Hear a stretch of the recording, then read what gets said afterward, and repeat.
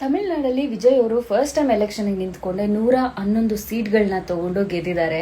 ಆದರೆ ನಮ್ಮ ಕರ್ನಾಟಕದಲ್ಲಿ ಪ್ರಜಾಕೀಯ ಬಂದು ಎಷ್ಟು ವರ್ಷಗಳಾಯಿತು, ಆದರೆ ಜನರು ನಂಬೋದಕ್ಕೆ ರೆಡಿಯಾಗಿಲ್ಲ. ಯಾಕೆ? ಪ್ರಜಾಕೀಯದ ಥಾಟ್ಸ್ ಆಗಿರ್ಬೋದು, ಅವ್ರಿಗೆ ಒಂದು ಪಕ್ಷ ನಡೆಸೋಕೆ ಇರೋವಂಥ ಆ ಕೇಪಬಿಲಿಟಿ ಇದೆ. ಕರ್ನಾಟಕನ ಇನ್ನೂ ಮುಂದೆ ತೊಗೊಂಡೋಗೋಷ್ಟು ಕೇಪಬಿಲಿಟಿ ಆ ವ್ಯಕ್ತಿಗಿದೆ. ಆದರೆ ನಮ್ಮ ಜನ, ನಮ್ಮ ಯೂತ್ಸ್ ಇನ್ನೂ ಅವ್ರನ್ನ ನಂಬೋದಕ್ಕೆ ರೆಡಿ ಇಲ್ಲ. ಯಾಕೆ ಅಂತ ನನಗೆ ಅರ್ಥ ಆಗ್ತಿಲ್ಲ. ದಯವಿಟ್ಟು ಇವಾಗ ಬೇರೆ ಎರಡು ಪಕ್ಷಗಳು ನಮ್ಮನ್ನು ಯಾವ ಥರ ಆಳಿದ್ದಾರೆ ಅಂತ ನಾವು ನೋಡಿದ್ದೀವಿ. ಇವ್ರಿಗೆ ಯಾಕೆ ಅಧಿಕಾರ ಒಂದ್ಸಲ ಕೊಡಬಾರ್ದು ಅಲ್ವಾ? ಯಾಕಂದರೆ ಅವರು ಸಿನಿಮಾಗಳನ್ನೇ ಅಷ್ಟು ಚೆನ್ನಾಗಿ ಮಾಡ್ತಾರೆ. ಒಂದು ಥರದ ಥಾಟ್ಸ್ ಕೊಡ್ತಾರೆ ಅಂದಮೇಲೆ ನಮ್ಮ ಕರ್ನಾಟಕಕ್ಕೆ ಆಮೇಲೆ ಯಾವ ರೀತಿ ಅಭಿವೃದ್ಧಿ ಮಾಡಬೇಕು ಏನು ಅದು ಆ ಥಾಟ್ ತುಂಬ ಚೆನ್ನಾಗಿದೆ. ಬೀಯಿಂಗ್ ಅ ಹ್ಯೂಮನ್ ಆಗಿರ್ಬೋದು, ಅವ್ರ ಥಾಟ್ಸ್ ಆಗಿರ್ಬೋದು, ರಾಜಕೀಯ ವ್ಯಕ್ತಿ ಆಗಿರ್ಬೋದು.